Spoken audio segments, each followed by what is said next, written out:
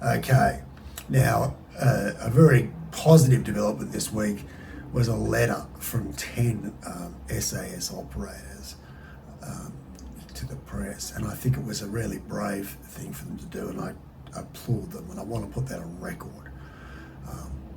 For those of you who don't know what that refers to, there was a letter from 10 SAS operators, and they said, "We totally applaud a transparent and rigorous examination of what went on." Now that's a brave thing for them to say, and it's a really good thing for them to say. They say, "Look, bring it on. We stand by what we did," and I want to confirm. I've said this before, but I want to confirm it again. There were plenty of very, very good SAS operators who went above and beyond to comply with the rules of engagement, and they would do operations sometimes when nobody got shot, and they could have easily killed everybody. There were some very good people there, in the same way that there were some very bad people. It was almost equal and opposite.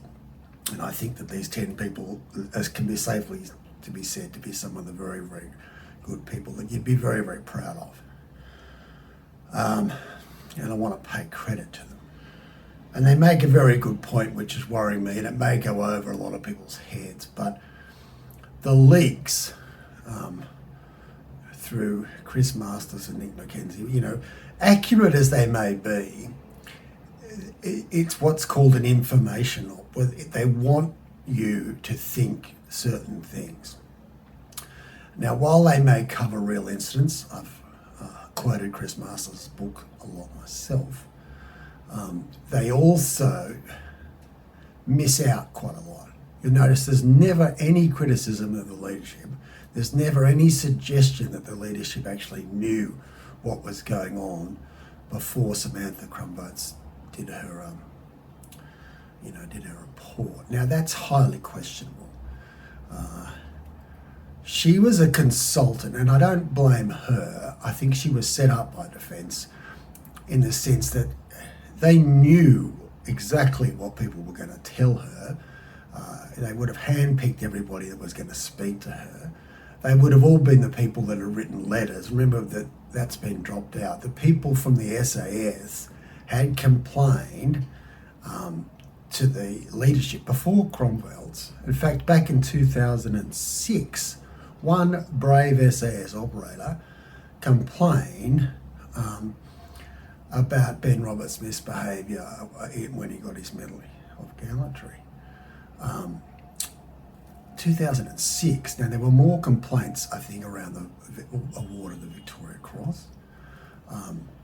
There was a persistent rumour in 2012, and which I've heard from a few different sources, that Ben Roberts-Smith asked the general at the time in Afghanistan, someone called Brigadier Simone Wilkie, to turn off the drone footage when he was going on an operation.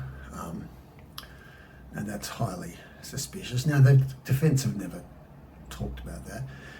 We know from Chris Masters' book, not from me, but there was drones, Australian drones, filming all the major operations from 2011 onwards, maybe even before. Now, Masters and McKenzie never mention the drone footage and whether it existed or not.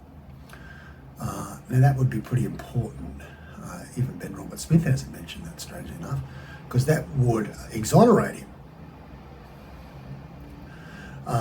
We know from Four Corners that there is helmet cam footage showing murders.